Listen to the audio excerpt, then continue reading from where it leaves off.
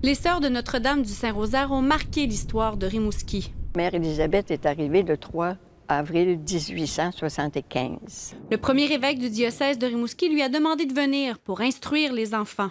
Les enfants n'avaient aucune instruction, la plupart.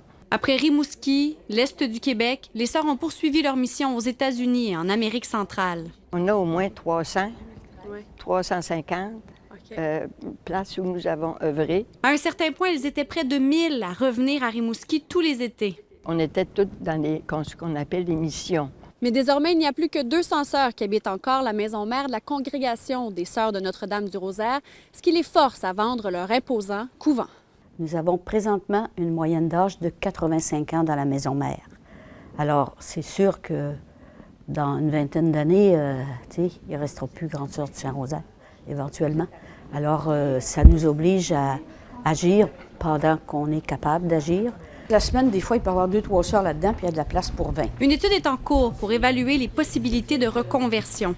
On souhaite que ça continue, que notre mission continue à travers des organismes, des projets avec les jeunes. Il pourrait avoir une garderie, il pourrait avoir, en somme, plein de choses possibles. C'est immense.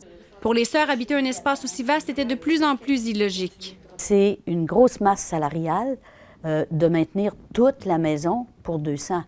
Là, je trouve qu'on gaspille dans un sens parce qu'on peut occuper beaucoup moins de place. Les sœurs sont donc prêtes à vivre plus serrées pour y rester à titre de locataires. On a donné notre vie pour un style de vie plus sobre et avec beaucoup d'espace pour les autres. Alors, ça va nous maintenir dans la ligne de nos engagements. Ça va faire changement, ça va faire drôle, mais c'est pas grave. On va s'habituer, comme à bien d'autres choses. Vanessa Limoges, TVA Nouvelles, Rimouski.